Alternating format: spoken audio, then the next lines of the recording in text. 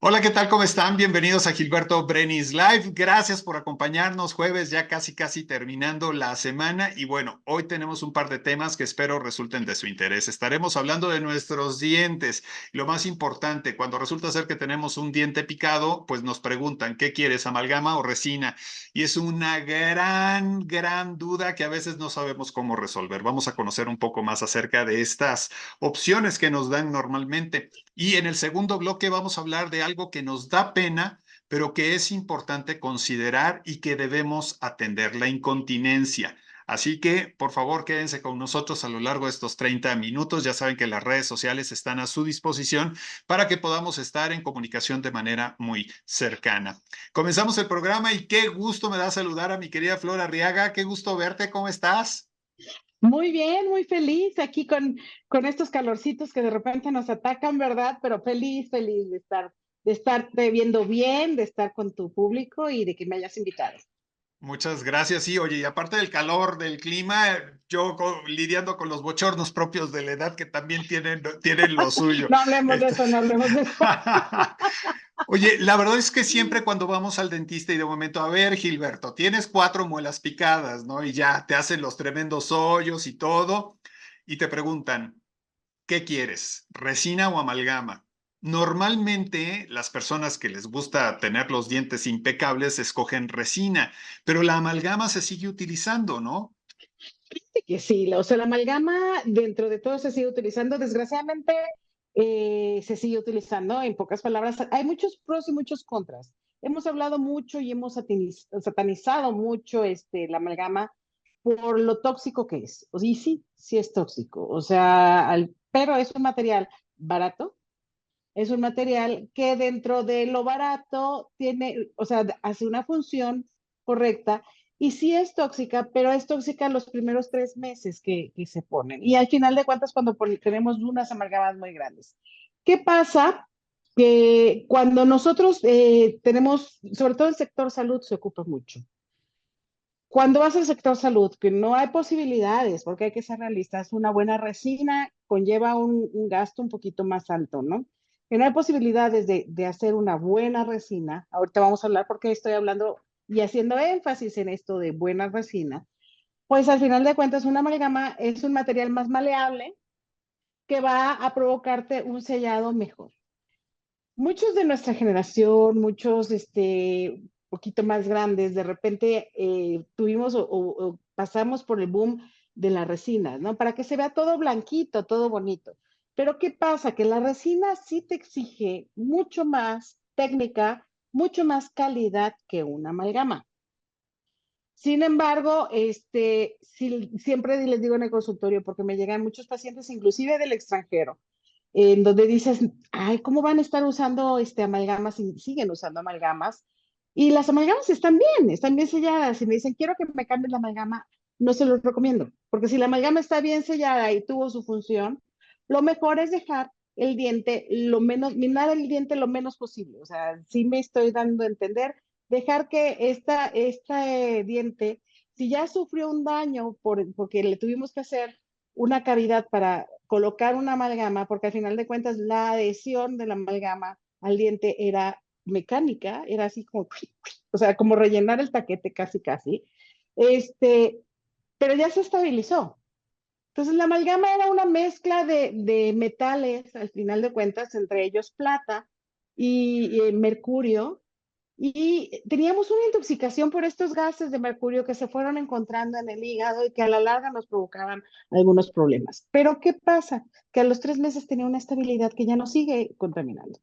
Pero en el momento en el que tú, Gilberto, llegas al consultorio después de traes una amalgama bonita, perfecta, bien sellada y le dices, no me, quiero cambiármela por una resina. Y yo te digo, no, no te la cambies, o sea, vamos a ver, a dejarla porque si no es necesario, no la cambiamos. Vas a decir, está mal la doctora. No, lo que pasa es que en el momento en el que quitamos esa amalgama, va a haber otra intoxicación en tu cuerpo por esos gases de mercurio. Y tenemos que tener un protocolo muy especial cuando nosotros retiramos estas amalgamas, porque tenemos que poner el oxígeno al paciente, tenemos que ocupar muchísima agua y todo para evitar que esa contaminación sea lo mismo. Ahora, las resinas. ¿Por qué sí, cuándo sí y cómo? Las resinas actualmente es el material que más se ocupa para obturar. Y está bien. Pero si nosotros hacemos una resina sin aislamiento, ¿te acuerdas que ya hemos hablado que a veces se pone un dique que aísla la boca del el resto? Y la hacemos así nada más, siempre les digo de pastita, casi casi la ponemos. La misma humedad que estás teniendo en tu respiración me va a provocar un medio húmedo en la cavidad del diente, en el hoyito que hicimos. Y esa contaminación no va a dejar que la resina quede bien pegada. Es como si quisieras pegar algo. Cuando vamos a pegar algo en un vidrio, tú primero le secas y hasta le ponemos alcoholito para que pegue, ¿no? O en la pared. Imagínate que estuviera húmedo. Es exactamente lo mismo. Entonces, no se ve, tú no lo vas a ver, pero a la larga va a haber el momento en que de repente al año, 2 años, llegas y se me fracture y como es color diente, tú no te des cuenta tan claro y de repente digas, es que lo típico que llegan a consultorio y me dicen, doctora, es que fíjese que cuando mastico de este lado me duele, pero me lavo y se me quita. Entonces ahí puedo estar pensando que hay algo que no está sellando bien o que hay una microfractura en donde se están metiendo todas estas bacterias al final de cuentas y que me van a provocar una caries por debajo de esa resina. Entonces, ¿cuándo amalgama sí, cuándo amalgama no? Desgraciadamente muchas veces por la cantidad de trabajo en el sector salud y los materiales que tenemos. No tenemos mucho acceso a poner un dique bien, a tener una lámpara de fotocurado como las lamparitas de la luz para que que sea de buena calidad de intensidad, porque no es lo mismo un foco de 30 watts que uno de 100, ¿verdad? Pues lo mismo pasa con las lámparas. Hay lámparas, siempre todas se ven bonitas, ¿no? Al final de cuentas nos gustan, pero hay lámparas desde 2,000 pesos y hay lámparas de 40,000 pesos. ¿Y qué pasa con esto? Que influye en la profundidad que penetra la luz en la resina para ponerla dura. Entonces, hay otro material en medio que se llama ionómero de vidrio, que si ustedes no están en posibilidades de ir a una buena resina y están en el sector salud lo tiene. Y haz de cuenta que es un material que está a la mitad, que no es tan exigente con la humedad. Entonces, puedes tener una cosa de mejor calidad con un ionómero de vidrio que con una amalgama. Cuando no tenemos mucho cuidado, que no hay dique, que todo, que dices, bueno, ya nada más quiero que me quiten la caries y que me tapen, es mucho mejor poner este material que muchas veces no necesitas la lámpara si son dos pastitas y ponerlo ahí y aislarlo. ¿De qué color es este material que nos mencionas? Blanco. Es blanco, no es color, o sea, es blanco porque se quiere asemejar al color diente, sin embargo se nota, o sea, no es transparente para el frente y todo, pues sí, yo recomiendo que sea definitivamente, es muy poco probable que vayan a poner en una obturación al frente una amalgama, definitivamente, ahí sí, una resina y es más fácil controlar la humedad, pero desgraciadamente el 80% de nuestras caries empiezan en las muelas. Y como somos bien tranquilos, ya sabes que tenemos una chismosa ahí o sea, lo que metas a la boca va a ir la lengua a buscar qué estás haciendo. Y entonces esos son muchos detallitos que cuando nosotros estamos trabajando una amalgama tenemos que tomar en cuenta. Claro, ahora, ¿la diferencia en precio entre una amalgama y una resina sí es mucho? Sí, sí, normalmente en material, más que nada es la técnica que necesitamos de otras cosas. Para nosotros poner una resina necesitamos acondicionar el diente. Necesitamos, obviamente, aislarlo, acondicionarlo, poner una base, porque si ponemos una resina así tal cual, podemos irritar mucho el nervio y entonces, desde que me pusieron la resina me duele. Y como no es un material maleable, si queda un poquito alta, llega a poder molestar el diente. Cuando ponemos una amalgama, la base que ponemos es una base mucho más económica y digo, ponemos, pero yo tengo muchos años de no poner una amalgama, sin embargo, tampoco me gusta satanizar las cosas antes de tiempo. Era un material bueno, ¿no es estético? No, no es estético, pero es bueno. O sea, entonces, si tú tienes amalgamas en la boca que están funcionando y te las has estado controlando, ni le muevas, ahí déjalas. Ahora, el tiempo de duración de una resina, nos decías, ¿no? Que se puede fracturar o puede haber algún incidente, pero en realidad, ¿de cuánto estamos hablando? De una buena resina podemos estar hablando de unos 8 o 10 años, tranquilamente.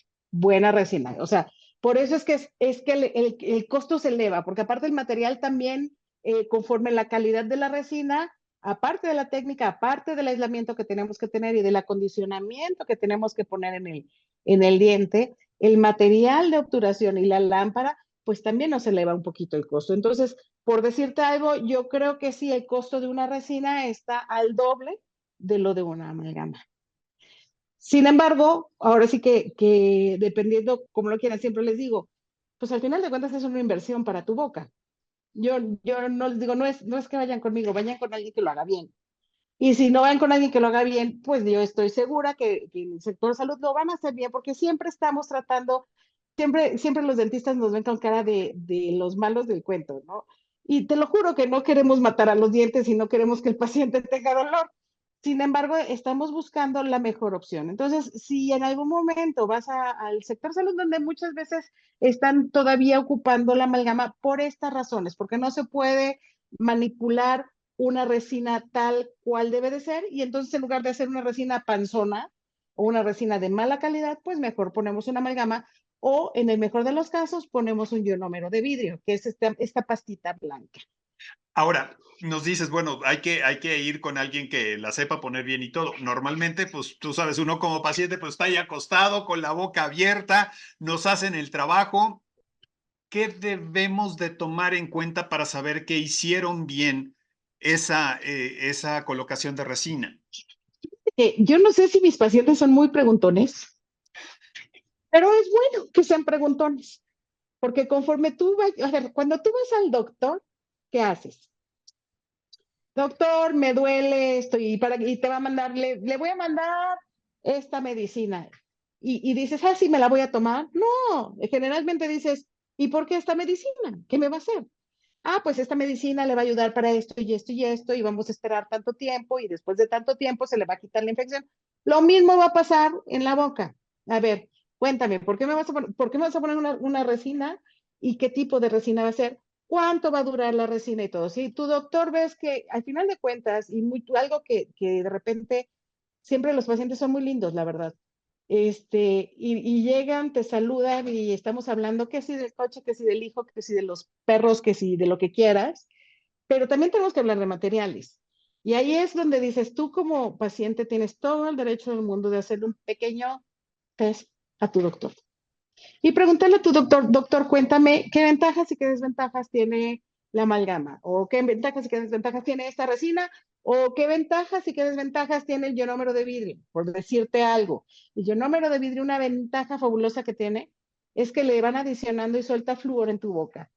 Entonces, el hecho del flúor, apenas tuve un paciente que me dijo, bueno, es que el flúor es neurotóxico y no quiero que le pongan flúor a mi hijo. Sí, es neurotóxico cuando lo inyectas en la sangre, ¿no? O sea, al final de cuentas, y cuando lo estás ingiriendo, pero en la boca es un flúor que es específicamente para que actúe a nivel local en el diente. Entonces, esto, ¿por qué me está ayudando? Porque si hay algo de acidez, si hay una microfractura en la cavidad que estamos haciendo, pues esto va a hacer que ese diente tuyo esté más fuerte a que aguante más estas microfracturas o estas microacideces, ¿no? Entonces, siempre les digo que aguante más la galleta de café hasta que llegues a tu casa a lavarte la boca.